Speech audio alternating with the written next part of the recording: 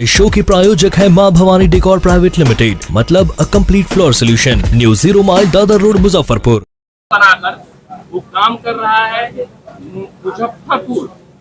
मुजफ्फरपुर जिला के 10 नगर निकाय में उसने अपना वर्चस्व बनाया हुआ है। अब ये बताइए कि जब टेंडर सिस्टम हो रहा है तो कैसे एक ही कंपनी 10 जगह है? ये सोचने वाली बात है। ये सरकार को इस पे जांच करवानी चाहिए कि एक ही एनजीओ 30 से 40 जगह कैसे काम कर रहा है। ये पूरी तरह से सत्ता संरक्षित, मुजफ्फरपुर के जो सबसे बड़े माफिया हैं दिनेश सिंह, उनके संरक्षण में ये सारा चल रहा है।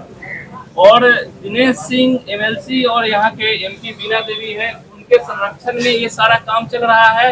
और उन्होंने पूरे नगर निकाय को लूट लिया है इस एनजीओ के द्वारा, और ये लूट का कार्यक्रम उनका जारी है। जहाँ पे कार्यपालक अधिकारी, जहाँ पे सभापति, जहाँ पे वार्ड पार्षद एनजीओ की हटाने की मांग करते हैं, वहाँ पे वो लोग फोन करके दबाव बनाना लगते हैं, धमकी देने लगते हैं।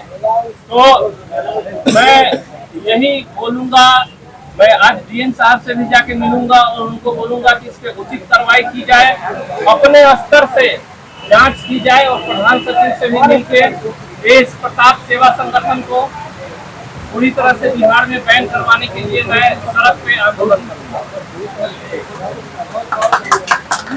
मांग रहे हैं, लेकिन सभी के द्वारा उनकी मांग को पूरा नहीं किया जा रहा है। तो मजबूर हो गए ये काम के लिए पूरी तरह से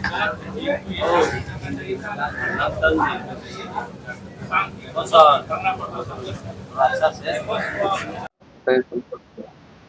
आज मोतीपुर नगर परिषद के लिए एक काला दिवस है। आज नगर परिषद के कार्यालय पे जो सफाई कर्मचारी हैं उनके द्वारा कचरा फेंका गया कार्यालय में। उनका विरोध करने का ये तरीका बहुत ही गलत था और मैं इसकी घोर निंदा करता हूँ। ये जो सफाई कर्मचारी हैं उनका शोषण एनजीओ काफ़ी दिनों से कर रहा है और बहुत दिनों से वो आवेदन भी दे रहे हैं। और समय समय पे मैंने भी कार्यपालक को या बोर्ड में भी इस बात की चर्चा की है। बोर्ड में भी इस बात की किया गया कि सफाई ढंग से नहीं हो रहा है। उस पर पिछली बोर्ड की बैठक में हम लोगों ने कार्यपालक महोदय को नियुक्त किया था उस पर कार्रवाई करने के लिए। और जो शोषण हो रहा है कर्मचारियों का, सफाई कर्मचारियों का, जो कि अपने समाज के सबसे निचले तबके के लोग हैं, उनके बारे में जो भी सरकार की तरफ से न्यूनतम मापदंड से जो उनको वेतन दिया जाता है या उनका पीएफ और ईएसआई काटा जाता है, उतना भी एनजीओ के द्वारा पूरा नहीं किया जा रहा है। 2-2.5 साल पहले जब मैं मोतीपुर में आया था, जब चुनाव के दौरान था, तो उस समय पता चला था कि उनको 200-250 रुपया ही मेहनताना दिया जाता है, दिन भर काम करवाया जाता है। तो उसको मैंने सरकार के श्रम मंत्रालय के द्वारा जो लेटर जारी होता है, जो न्यूनतम वेतन किसी का प्रतिदिन का होता है, उसके हिसाब से उनको दिलवाना शुरू किया। उसके बाद समय समय पे वो रिवाइज होना चाहिए। एक बार की जगह पे दूसरी बार फिर मैंने उसको रिवाइज करवाया, लेकिन इस बार वेतन रिवाइज नहीं हो रहा था। साथ में ये भी पता चला कि जो पीएफ और ईएसआई का वादा जो बार बार एनजीओ कर जाती है वो नहीं दे रही है। और सबसे बड़ी बात है कि सफाई के नाम पे लाखों रुपया ले जाके मोतीपुर नगर परिषद के लोगों को लॉलीपॉप पकड़ा रही है कि सफाई के नाम पे सफाई हो ही नहीं रहा है, सिर्फ पैसा निकाला जा रहा है नगर परिषद से। और पूरी तरह से इसमें मैं बोलूँगा सिस्टम फेल्योर है, क्योंकि जब आवेदन दिया जाता है, जब कंप्लेन किया जाता है कार्यपालक महोदय से, ऑफिस में लोग जाके चिट्ठी देते हैं, वार्ड लोग देते हैं या सशक्त के मेंबर देते हैं, उस पर कोई कार्रवाई नहीं की जाती है।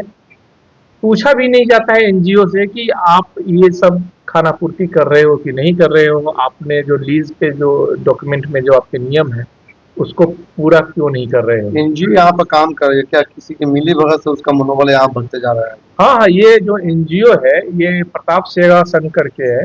और ये आप इसी से अंदाज लगा सकते हैं कि मुजफ्फरपुर के 10 नगर इकाइयों में एक ही एनजीओ टेंडर प्राप्त कर लेता है और काम कर रहा है। और ये सिर्फ 10 जगहों पे नहीं, मुजफ्फरपुर पे तो कब्जा है ही इसका, साथ साथ में 30-40 जगहों पे अलग अलग नाम से भी ये संस्थान चला रहे हैं 30-40 जगहों पे। और इन सब के पीछे मुजफ्फरपुर के जो सबसे बड़े बाहुबली और माफिया जो हैं, दिनेश सिंह एमएलसी, उनका हाथ है, उन्हीं का हाथ है इनके सर पे। उसके बहुत बड़े समर्थक हैं ये। और जहां भी एनजीओ का कार्यकाल खत्म होता है किसी दूसरे का, वहां ये पहुंच जाते हैं दिनेश सिंह की सिफारिश लेके, और उसके हिसाब से ही उनको धमकाया जाता है, वहां के सभापति को, वहां के कार्यपालक को, और इनको फेवर करवाया जाता है टेंडर प्रोसेस में। और आज जो कार्यालय पे कचरा डाला गया, खास वजह क्या थी कि आज कचरा डाला है? देखिए, कार्यालय में जो कचरा डाला गया, इन्होंने पिछले महीने एक हड़ताल किया था। उस हड़ताल के दौरान मैं था नहीं, फिर बाद में मुझे पता चला कि इन लोगों को कुछ वार्ड पार्षदों और कुछ लोगों के साथ जाके समझौता करवाया गया, एनजीओ के साथ बैठ के। सफाई कर्मी और वार्ड पार्षद, 2-4 वार्ड पार्षद जो हैं, उनके साथ समझौता हुआ, और समझौता में उनकी सारी शर्त मान ली गई थी, जिसमें कि मिनिमम जो वेतन इनका था, उसका पीएफ, ईएसआई सबका मान लिया गया था कि इस बार जो पेमेंट होगा वो सब कुछ के साथ होगा। लेकिन कल रात को जब इनको पेमेंट आया इनके अकाउंट में, जब क्रेडिट हुआ, तो इन्होंने देखा कि इनके साथ वादा खिलाफी किया, और उसी के आक्रोश में इन्होंने किया। लेकिन ये जो भी काम किया ये सरासर गलत है। उनको कम से कम लिखित फिर से शिकायत देनी चाहिए थी, कम से कम मुझे खबर करते, क्योंकि मैं सुबह जब जगा हूँ, सो के उठा हूँ, तो ये वीडियो जो मेरे मोबाइल पे पहले से आ गया हुआ था कि ऐसा ऐसा हो रहा है। न मुझे सूचित किया, न ही कार्यालय को सूचित किया। और उन्होंने अगर हड़ताल ही करना था तो हड़ताल करते, फिर से दोबारा मांग रखते। अगर नहीं होता तो फिर हम लोग चलते। हम तो उनके तरफ से ही हम लड़ाई लड़ रहे हैं, क्योंकि उनका हक भी हम नहीं दिलवाया था। और अभी हमारे सशक्त अस्थायी समिति ने नए कार्यपालक महोदय को भी एक लेटर लिखा था, और मैंने भी जाके कार्यपालक महोदय से बात की थी कि जो पिछला बोर्ड का बैठक था उसमें 15 दिन का मोहलत दिया गया था कि 15 दिनों के भीतर सफाई कर्मियों की सारी मांगे और सफाई व्यवस्था को अगर दुरुस्त नहीं करती है एनजीओ, तो उस पर आप कार्रवाई करने के लिए स्वतः स्वतंत्र है। और ये अधिकार है, नगरपालिका अधिनियम 2007 के अंदर ये अधिकार मिला हुआ है कार्यपालक महोदय को कि अगर सफाई व्यवस्था नहीं होती है और सशक्त अस्थायी समिति के पर्यवेक्षण में उनको काम करना है, अगर इधर से सिफारिश होती है, अगर कंप्लेन होता है, तो उसको जांच करना है। जांच पड़ताल के बाद या उनसे पत्राचार करके या उनको वार्निंग देके उनको जो भी अगर काम नहीं कर रहा है उसको टर्मिनेट करना है। लेकिन कार्यपालक महोदय ने अपने आप को पूरी तरह से असक्षम बताया कि मेरे अधिकार में कुछ नहीं है। क्या लगता है कार्यपालक महोदय की मिली भगत है क्या? जी, पूरी तरह से मिली भगत है। जब जनता की बात वो नहीं सुन रहे हैं, जब सशक्त समिति की बात वो मानने से इनकार कर रहे हैं, कि हम लोगों ने किसी को रखने या हटाने की बात नहीं कही थी। हमने कहा था कि इस पे जांच कीजिए और पेमेंट रोकिए। एनजीओ का जब काम नहीं कर रहा है तो पैसा क्यों लेके जा रहा है? अगर पेमेंट करना है तो सिर्फ पेमेंट मजदूरों का होना चाहिए था और बाकी पैसा रोक के रखना चाहिए था जब तक जांच क्लियर नहीं होता है। लेकिन उन्होंने किसी का भी बात नहीं माना और उन्होंने पेमेंट कर दिया, और वो पेमेंट करने के बाद ही सारा विवाद हुआ है। अध्यक्ष होने के नाते आपका अगला स्टेप क्या?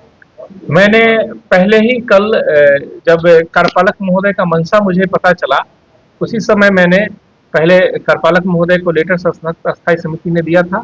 मैंने एक लेटर प्रधान महासचिव नगर विकास एवं आवास मंत्रालय, जिला अधिकारी महोदय और कार्यपालक के नाम से मैंने एक लेटर कल निर्गत किया अपने तरफ से, और आज अभी मैं उधर से आया हूँ, सब कुछ साफ सफाई करवा के लोगों को शांत करके थोड़ी देर में मैं जा रहा हूँ, जिलाधिकारी से मिलूंगा। सुबह मैंने फ़ोन किया था तो मुझे अभी रिप्लाई आया, अभी बात हुई वहाँ पे उनके जिलाधिकारी के लोगों ने मुझसे बात की कि किस बात के लिए आप फ़ोन कर रहे थे और लेटर के संबंध में, तो मैंने सारा एक्सप्लेन किया।